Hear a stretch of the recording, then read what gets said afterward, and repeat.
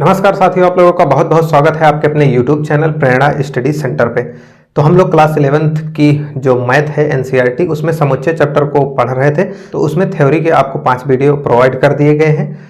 तो हम लोग प्रश्नावली 1.3 को यहाँ पे सॉल्व करने वाले हैं। तो प्रश्नावली 1.3 के जो 3 वीडियो हैं यानी कि 6 नंबर तक सवाल, 2-2 सवाल के एक वीडियो आपको प्रोवाइड कर दिए गए होंगे। तो आप लोग पहले उनको देख लीजिए और उसके बाद फिर यहाँ पे क्वेश्चन नंबर 7, 8 और 9 आज हम इन तीनों क्वेश्चन को इस वीडियो में सॉल्व करने वाले हैं।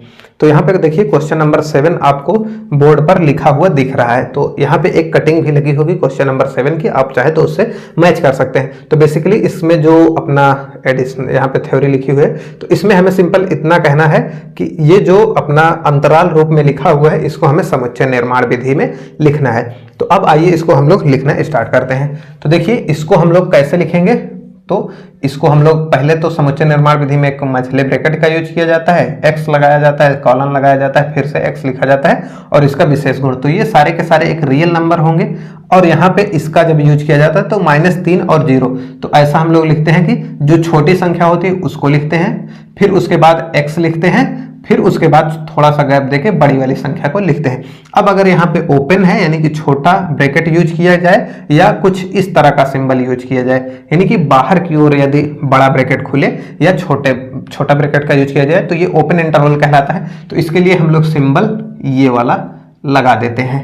अब उसके बाद यहीं पे इसका काम समाप्त हो जाता है और इसको हम लोग मझले ब्रैकेट से क्लोज कर देते हैं।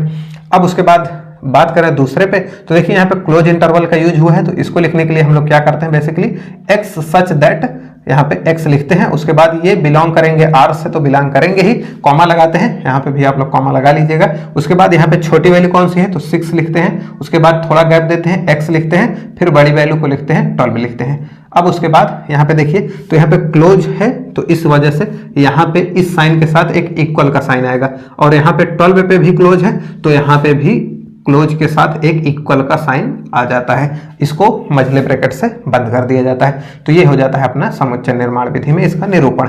अब बात करें अपना जो तीसरा पॉइंट है, तो तीसरे पॉइंट में 6 और 12 है। तो इसके लिए पहले तो अपनी फॉर्मेलिटी पूरी कर लेते हैं, X such that X belongs to R, ये इतना तो सभी में रहेगा ही रहेगा। अब उसके बाद छोटी वैल्यू क्या है, तो 6 है, साइन के साथ छोटा या बड़ा डिफाइंड करेंगे, अगर माइनस है तो वो छोटा होगा और प्लस में है तो बड़ा होगा।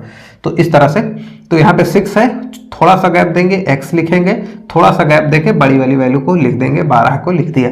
अब उसके बाद देखिए 6 के पीछे जो लगा हुआ है वो ओपन इंटरवल है यानी कि छोटा ब्रैकेट है, तो इसलिए केवल इतना आया, और यहाँ पे बड़ा ब्रैकेट है तो इसलिए यहाँ पे क्लोज।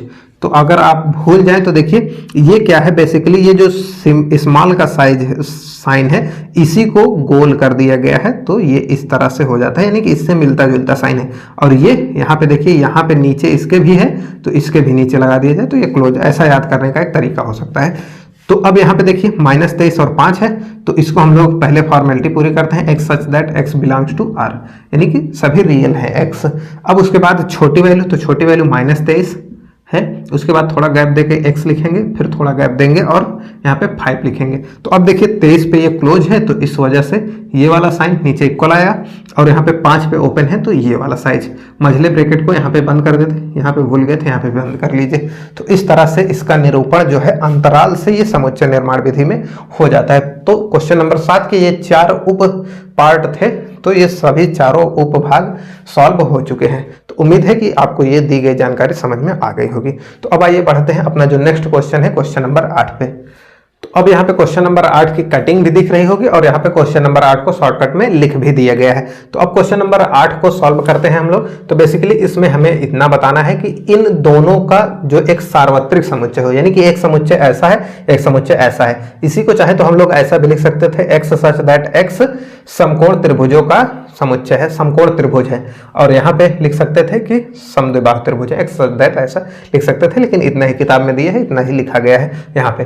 तो अब इनका एक सार्वत्रिक समुच्चय हमें लिखना है, यानी कि जिसमें ये दोनों आ जाएं। तो अब ये दोनों किसके पार्ट हैं, तो ये दोनों एक त्रिभुज के पार्ट हैं। तो इनको लिखने का बेसिकली सिंपल सा तरीका हो सकता है, तो इनका जो इनवर्सल सेट होगा यानी सार्वत्रिक समुच्चय वो क्या होगा, तो सार्वत्रिक समुच्चय को हम लोग लिखना चाहे तो ऐसा लिख सकते हैं, एक्स सच दैट एक्स एक त्रिभुज है।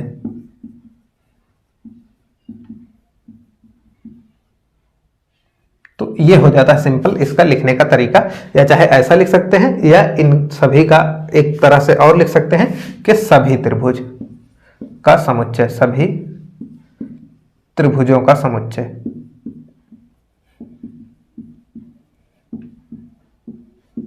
तो ये दो तरीके होते हैं इसको लिखने के लिए, बात एक ही है, तरीके अलग अलग है। तो चाहे आप लोग उत्तरमाला से देख लीजिएगा, चाहे इसको अगर उन्होंने माना हो तो इसको लिख लीजिएगा, इसको माना हो तो इसको लिख लीजिएगा। तो ये हो जाता है 8वां प्रश्न। अब बढ़ते हैं अपने इस एक्सरसाइज के लास्ट प्रश्न क्वेश्चन नंबर 9 पे। तो आइए उसको भी सॉल्व कर लिया जाए। तो अब यहाँ पे आपकी स्क्रीन पे क्वेश्चन नंबर 9 दिख रहा है। यहाँ पे उसकी क्वेश्चन नंबर 9 की एक कटिंग भी लगी होगी, आप लोग उससे मैच कर लीजिएगा। तो उसमें बेसिकली दिया हुआ है कि 3 समुच्चय हैं, ए 1 2 3 इनको मिला के बनाया गया है, बी 2 4 6 को मिला के बनाया गया है, सी को इतने अवयवों से बनाया गया है। तो अब इसमें हमें बताना था कि ये जो 4 नीचे दिए हुए हैं सेट, तो इन तीनों के लिए कौन सा ऐसा सेट है जो सार्वत्रिक समुच्चय का काम करेगा। यानी कि एक भी हो सकते हैं, एक से अधिक। तो उसमें लैंग्वेज में देखिए कौन सा या कौन से दिया हुआ है, यानी कि 7 से दोनों दिए हुए हैं, एक भी हो सकता है और एक से ज्यादा भी हो सकते हैं। तो अब देखिए सार्वत्रिक समुच्चय का जो परिभाषा ही होती है वही होता है कि इन सभी के तो अवयव उसमें आने ही चाहिए, इन सभी के अवयव उस सेट में आने चाहिए, तो वो सार्वत्रिक समुच्चय इनका कहलाएगा।